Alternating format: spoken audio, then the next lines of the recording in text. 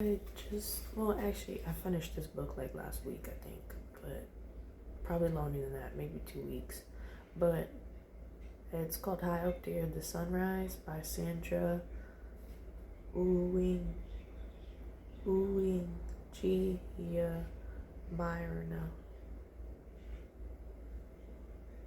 It's goodness. It's spelled it's spelled Uwiringiyimana,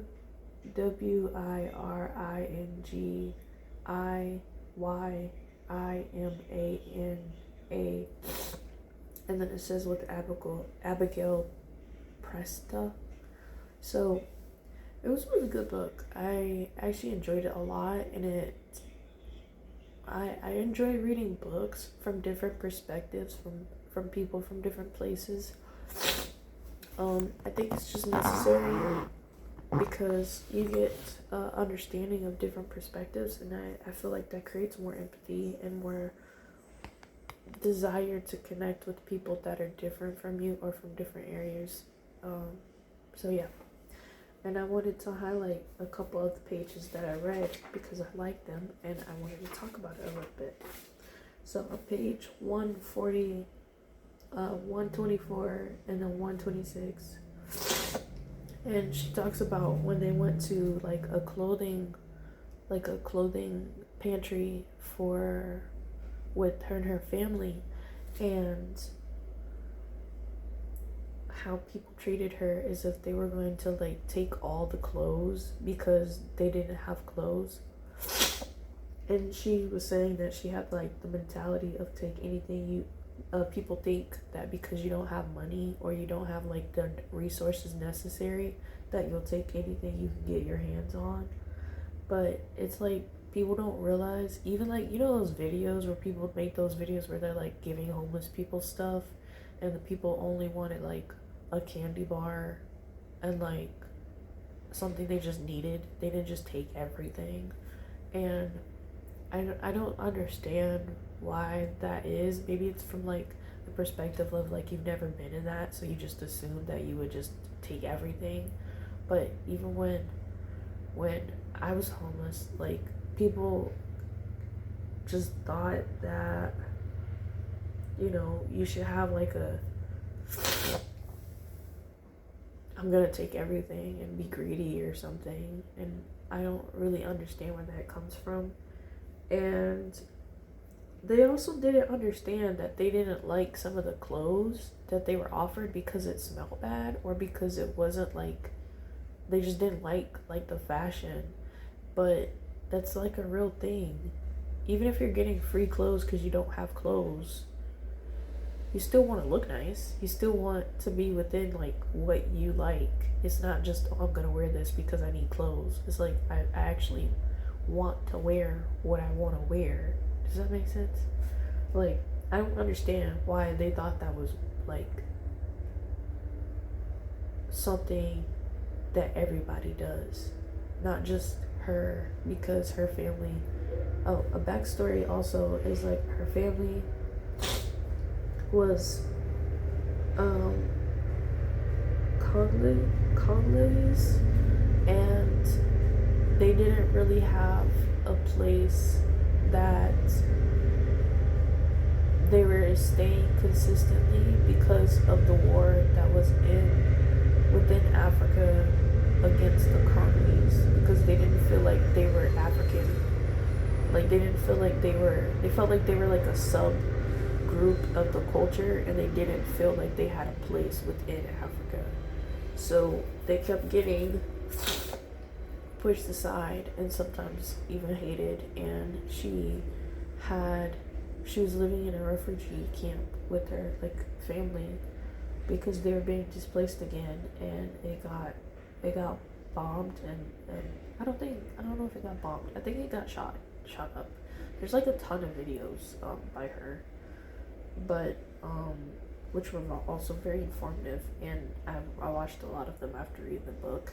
And her sister was murdered by the people that shot up the camp and pretended like they were gonna help them, and ended up shooting them, and then they burned everybody, which is awful. And then she mentions how when she, and on page 129, she mentioned how because she came from Africa, they put, and then they immigrated to the US, um, in Rochester, New York, originally first.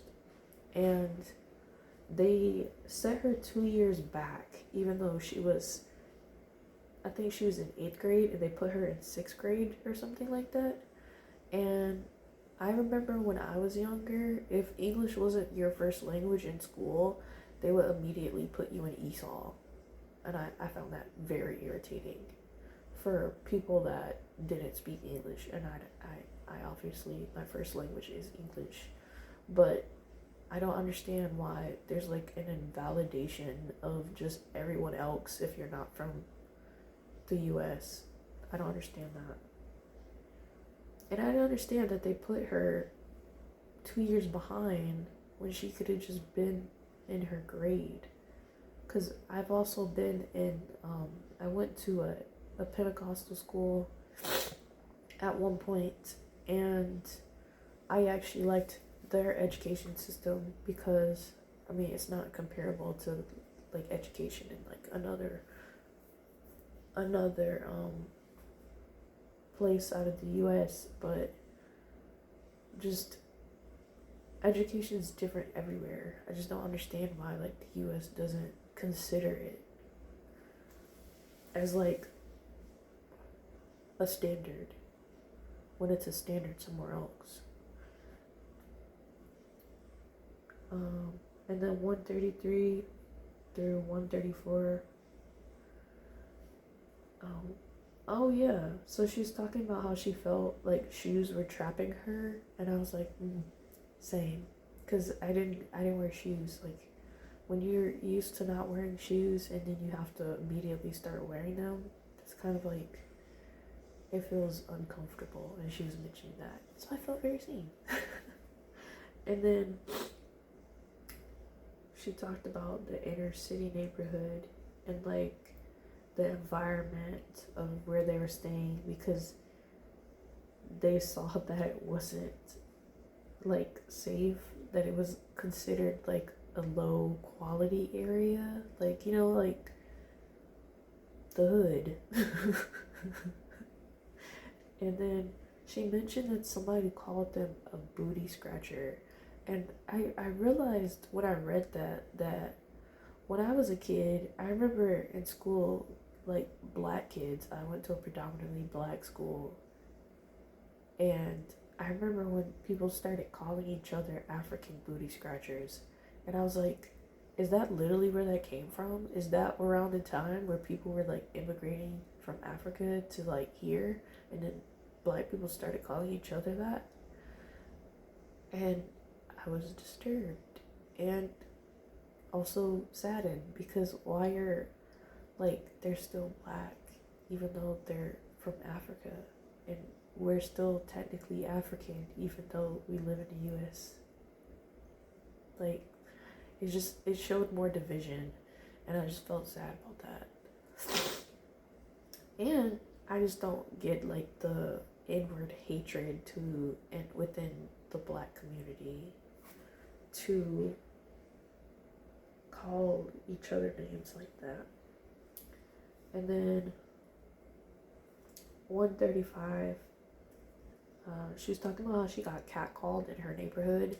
I actually got catcalled in like more conversational flirting when I was a minor than I did as an adult. So I thought that was interesting that she pointed that out in her neighborhood. Because, like, I knew, I don't think I knew that it was inappropriate for, like, grown guys to be like, you look nice. But, yeah, inappropriate. That's very, around the ages of, like, what? Usually puberty ages, like 12 to like 15. I feel like that's probably like a lot of people get catcalled, especially women during that time. And then she's talking about how the police presence made her feel safer in Rochester, New York, I did not have that feeling. Where I'm from, which is Eatonville, Florida, when I saw police, it just kind of looked like watching a doormat. Like, they don't do anything, they're just there. But at least the presence in her area, like, helped her feel safer. I thought that was interesting. Because I think a lot of people, especially where I'm from, would probably agree that, like, well, they might agree, I have no idea. But I think they would think, like, why are the police here? They wouldn't be like, ooh, yeah, the police. Like, because the police in my neighborhood solicited a prostitute in front of me in a dollar store. So I had no faith in them to help me for any need. And I think also that she mentioned that she felt unsafe too, because anytime she saw a cop, at first she thought that a war was starting. And then 162 through 164, she was talking about sounding white. The black people thought she sounded white, and talked about code switching. I've been told I sound white. I've been told I sound like a Oreo. I've been told that I'm a white girl in a black girl's body. I've experienced all of those things as well. I can't code switch. I'm incapable of code switching.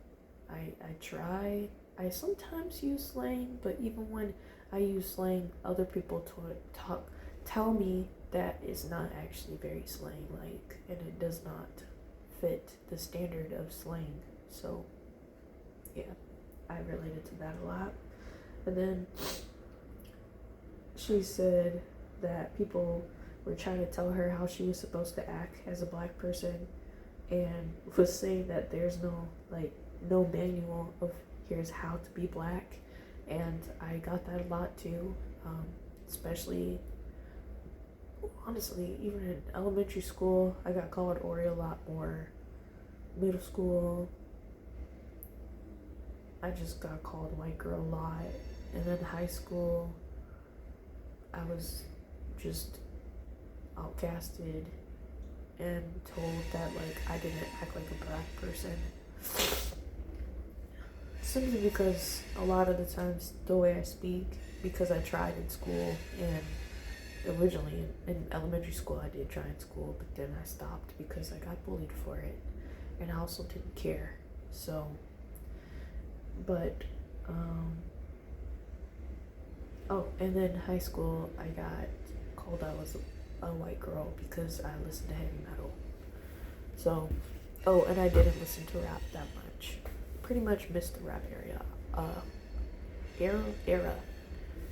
So I was only allowed to listen to Radio Disney. So they're in Z88.3. So there wasn't really much that I could be exposed to in terms of rap music. So that pretty much kept me out of a lot of circles of black people sometimes during that time, because a lot of people were listening to R&B and they were listening to rap, and I really hadn't experienced much of that. So, and then she also said that there was a disconnect from Africa among the black people, which is true.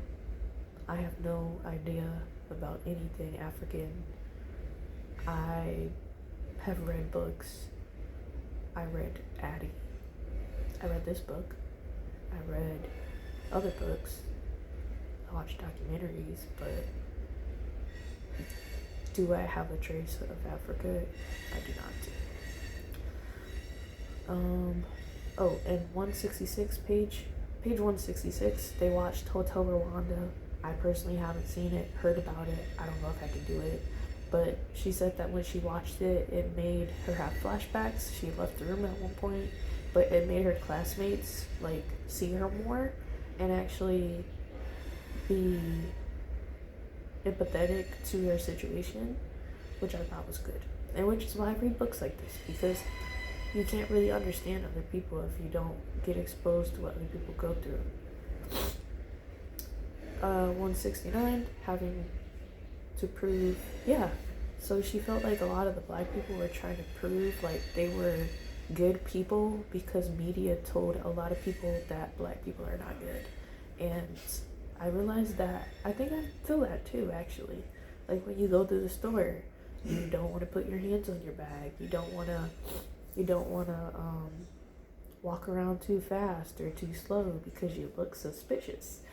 Or having to prove that I'm not like other black people. Like, but none of that really matters. Like, we're not here for that. Um, I'm here for the Jesus. So, black is honest. Like, race is our physical suit. That's a worldly problem. Like, this is all world stuff. World is hatred. World doesn't like race. World fixates on race. But it's your soul, it's your heart, it's your spirit with God that matters. But yeah, when she said that, I realized that that is like it's like the world wants you to prove that you're not like all the other black people, and that's honestly a waste of my time. I don't have to prove anything to anybody. I'm just myself, and we all should be. I like heavy metal. I like cargo pants. I like to watch cartoons. I like to drink tea. Not that any of those can't be black. We're just here. We're just how we are. That's my point. Not so much like that's a black or white thing. You know what I mean? But anyway, because it's not black and white. You know what I mean? Anyway, page 170 she said that the white girls in school seemed afraid of the black girls because they thought they would get beat up. I did not experience that much. I did find people in Florida thought that you would get mad at them if you like got in line or did something that could be considered rude, that they would be like, why? Or like, excuse me, or I'm sorry, or like over explaining stuff because they think you might get mad at them. I've experienced that in Florida. But I had different friends of different races. A lot of black people didn't like me though. They just thought I wouldn't relate, so they didn't hang out with me very often. Oh, and then she also mentioned that she was followed in the store one time, and she didn't initially think that it was because she was black. She thought it was because she was a teenager. And I relate to that because I actually, like, my biological mom is very light-skinned, and I don't actually think I realized it until I was in high school, and I only realized it because other people thought that she was a random white woman and that she was just driving me to school. And I never thought about it like that. But then once it was told to me, because like people were like, who's that white lady? And I was like, that's my mom. And they were like, your mom's white? And I was like, no, I'm pretty sure she's black. And that pretty much is probably when I noticed race more. And then I started noticing that white people thought I was robbing my mother or holding her hostage in Publix. Which now is actually kind of funny, but also sad. Anyway, page 182 and 183. She said that they didn't really give them guidance for like being in Rochester, New York, and they didn't really help them to like integrate into society properly. Like, for example, she was talking about when they tried to get groceries, they were like, what is this? with the meat, because the meat had like a whole bunch of like like injected stuff in it, like all these I can't remember what it's called. But it's like starts with a P. Like they put it like steroids and stuff in the meat, and then she was saying like the meat was different here because of all the additives that the U.S. adds to their food, and then she was saying like her family didn't understand the environment because like where they were from, people would come to your house, they would spend a night, they would like come and go like walking down the area that they were at to like rest, and then they would leave eventually, and they would like feed them and take care of them, and then the people would leave. Whereas like here, people do not do that. They don't talk to their neighbors, they don't talk to each other really. And then on that specific page, she also talked about invalidating everyone because they're not from the U.S., which is, I mentioned that already, which I don't think is fair either, because it's crazy that people can be a doctor in another country and then in another place that's not from the U.S., and then they come here and they're a janitor, or they have to go through schooling all over again, and you know how expensive that is. And then I didn't even know about like the out of, like if they're out of country tuition, it's like impossibly expensive. Like school's already expensive, but like on top of that, it's a lot. Which, you know, if you think about it, if someone's from like another place and they come here and they do schooling again and they get a degree, that's a lot of commitment, that's a lot of effort, and I respect that a lot. Anyway, 189 and 190. So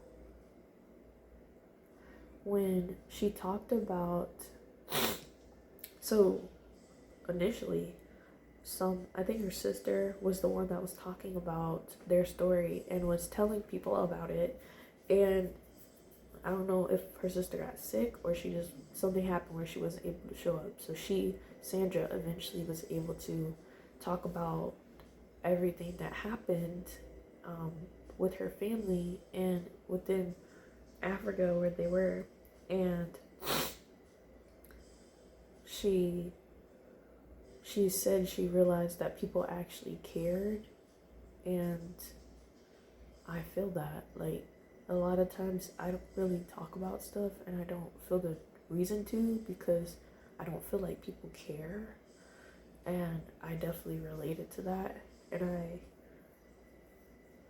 I thought that was necessary to say, and to like hear someone say that people care is just nice, you know. And I also recognize that I feel like because her sister wasn't there, that really became her call. Because if you look her name up, she's literally everywhere on YouTube. She's met a whole bunch of celebrities. She received a reward. She even met the JC Duggard lady at the award show on page 202, which I was like, haha, Inception, because I just read that book, so that's hilarious. And then on page 173, she when she broke down in her family about the grief that she was feeling about her sister and about everything that happened, it's like her family opened up more and became more open to telling their feelings. Excuse me. And that was a burp. Anyway, I'm still recording. But she she opened up about how she was feeling, and then it opened more conversations within her family and within like the US talking to her. And I was like, oh my goodness, this is wonderful. Like I was so happy. Never met her, never seen her. Very proud. Felt like a mom. Like I was like, oh. But anyway. Oh wait, that's a 2. So, oh no, that's a 7. So yeah, it was on 273. And then on 230, she's talking about shades of black and how like there's different shades of black people, and how she felt like the people that were more like lighter skinned were treated as if they were more pretty, and then the ones that were darker skinned were treated as if they weren't as attractive, and I I have received colorism issues where it's like people think I think I'm better because of lighter skin, but not that much. Mostly um I've dealt with discrimination over my hair because my hair is very thick, and people have refused to not do my hair, and because I do have features that are not normally seen as, I don't think I have features that are predominantly associated with being black. Like, I don't have bigger lips, I don't have, like, yeah, I just don't. Like, I have more, um, I wouldn't say European features, but I do think that I don't look like most black girls do. Not to say, like, I'm not like other girls, but no, like, people, like, a lot of things, I don't know, I'm trying to say this in a way. I guess because my family is mixed with something. Like, there's people that have stuff that is not historically considered black, that like my hair color changes. I got discrimination over that. Um, the thickness of my hair, I got discrimination of that because people think that because I have lighter skin that I should have a thinner hair texture, but I don't. I have very thick hair, and I got a lot of tidy comments, and I got a lot of just hatred over my hair from family's friends, pretty much a lot of people. And yeah, I don't think I look European though, just because I don't have, like, I don't know. I think people think that, like, black people would normally just have overly developed bodies, and I think that they think that we all have black, like, big lips. I don't have those things, so I didn't feel like I fit in the standards of blackness that were presented to me. And then I also was pretty much rejected from the black community, so I felt like an outlier, and I liked stuff that people told me black people don't like. So I felt very connected to Sandra in those areas. And yeah, that pretty much is what it is. But it was a great book. I enjoyed it a lot. She talked about God a lot at times, and how she struggled to have a relationship, and then she would kind of go back and forth and war back and forth about her relationship with him, which I enjoyed hearing about because it was realistic and it's honest and it's truthful. Like, there's moments where you're like, I'm angry, and then there's that sound is this, by the way, if you're wondering what that is. Anyway, I just really enjoyed reading her biography, and I will share the next books. Hope you enjoy your day, and that you read books too. See ya. God bless you.